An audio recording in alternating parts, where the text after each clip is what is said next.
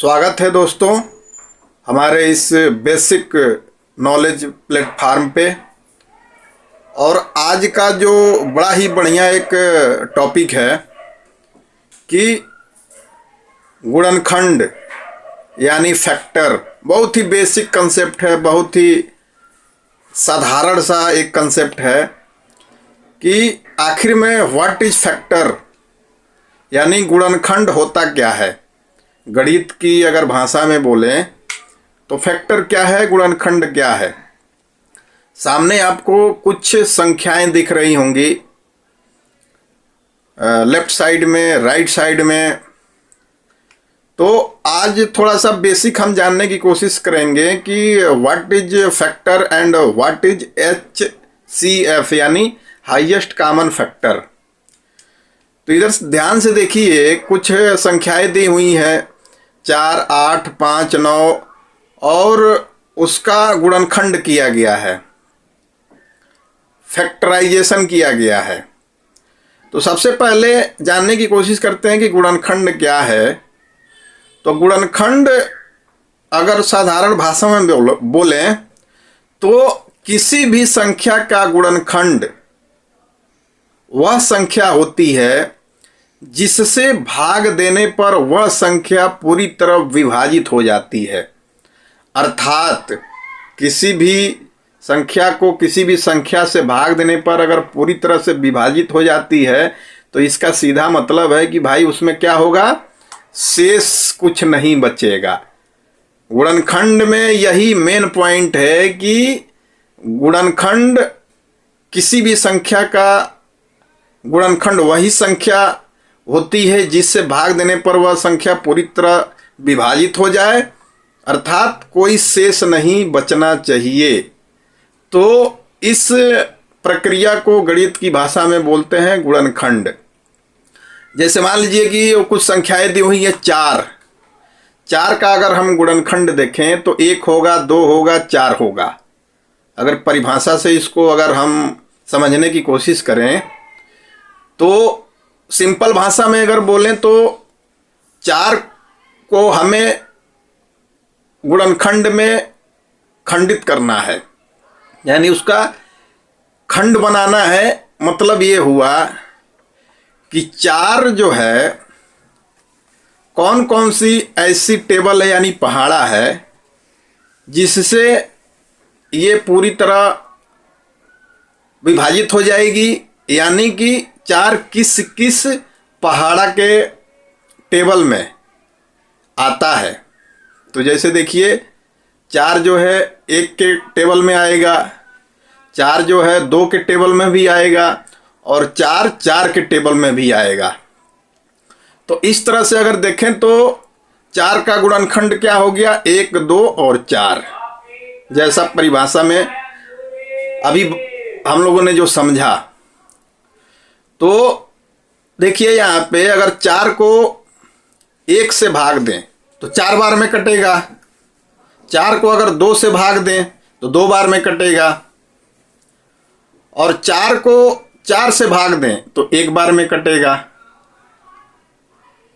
तो यहाँ पे देखिए पूरी तरह से विभाजित हो जा रहा है और हमें रिमाइंडर यानी शेष में कुछ नहीं बच रहा है। तो ये सिंपल होता है गुणनखंड। अब आते हैं कॉमन फैक्टर जिसको CF बोलते हैं। तो कॉमन जब शब्द यहाँ पे आ गया तो कॉमन शब्द क्या है कि 2 चीज़ों को होना जरूरी है। जब हम कॉमन की बात करेंगे तो यहाँ पे 2 चीज़ होना जरूरी है, तभी हम उसमें कॉमन चीज़ निकाल पाएंगे। तो हम गणित की बात कर रहे हैं तो यहाँ संख्या की बात होगी। तो यहाँ पे भी सेम देखिए 4 और 8। तो 4 का जो गुणनखंड है 1, 2, 4 और 8 का जो गुणनखंड है 1, 2, 4, 8। तो इसका अगर हम कॉमन फैक्टर निकालने की बात करें तो कॉमन का मतलब क्या होता है कि 2 चीज में जो चीज कॉमन हो। तो ध्यान से देखिए 4 में जो है, जो इसका फैक्टर है, गुणनखंड है, 1 है, 2 है, 4 है, और 8 जो है 8 में जो गुणनखंड आ रहा है 8 का 1, 2, 4, 8। तो इन दोनों संख्याओं में देखिए, एक भी 4 में है, एक 8 में भी है, 2 भी 4 में है, 2 8 में भी है, 4 भी 4 में है और 8 में भी है, और 8 में क्या है, एक अधिक है, यानी वो संख्या 8 है। तो इन दोनों संख्याओं में कॉमन क्या चीज हो रही है, 1, 2 और 4, जो कि दोनों संख्या में हमें दिख रही है गुणनखंड अगर निकाल रहे हैं तो कॉमन फैक्टर का मतलब क्या हो गया है कि दोनों में जो संख्याएं कॉमन है वही उस संख्या का कॉमन फैक्टर हो जाएगा। तो इसमें देखिए, जैसे दोनों में कॉमन क्या क्या संख्या है, 1, 2 और 4, तो 4 और 8 का जो कॉमन फैक्टर हो जाएगा वो हो जाएगा 1, 2 और 4, जो इसका सही उत्तर होगा। अब अगला आता है HCF, हाईएस्ट कॉमन फैक्टर। तो इसका भी 4 और 8 का हम सेम गुणनखंड निकाल लिए, और जैसा कि कॉमन फैक्टर में अभी हम लोगों ने देखा कि 1, 2 और 4, 4 और 8 दोनों संख्याओं में कॉमन है। अब हाईएस्ट का मतलब क्या होता है, सबसे ज़्यादा, हाईएस्ट एक शब्द इसमें अलग जुड़ रहा है, हाईएस्ट कॉमन फैक्टर हमें पता ही है। तो हाईएस्ट जो कॉमन फैक्टर है 4 और 8 का, इसमें हाईएस्ट जो संख्या है क्या है, 1, 2, 4, तो 4 इसमें क्या है, सबसे ज़्यादा हाईएस्ट संख्या है। तो इसलिए 4 और 8 का जो हाईएस्ट कॉमन फैक्टर हो जाएगा वो उन दोनों संख्या का जो हमने गुणनखंड किया है, उसमें गुणनखंड करने के बाद जो कॉमन फैक्टर हमने निकाला है, उन संख्याओं में जो सबसे बड़ी संख्या होगी हाईएस्ट, वही उन दो संख्याओं का हाईएस्ट कॉमन फैक्टर हो जाएगा। जैसे कि आपको दिख रहा है 4 और 8 का हाईएस्ट कॉमन फैक्टर कितना हो जाएगा, जो हाईएस्ट कॉमन फैक्टर यानी हाईएस्ट जो इसमें कॉमन फैक्टर में जो आ रही है, जो सबसे बड़ी जो संख्या क्या आ रही है, 4 है।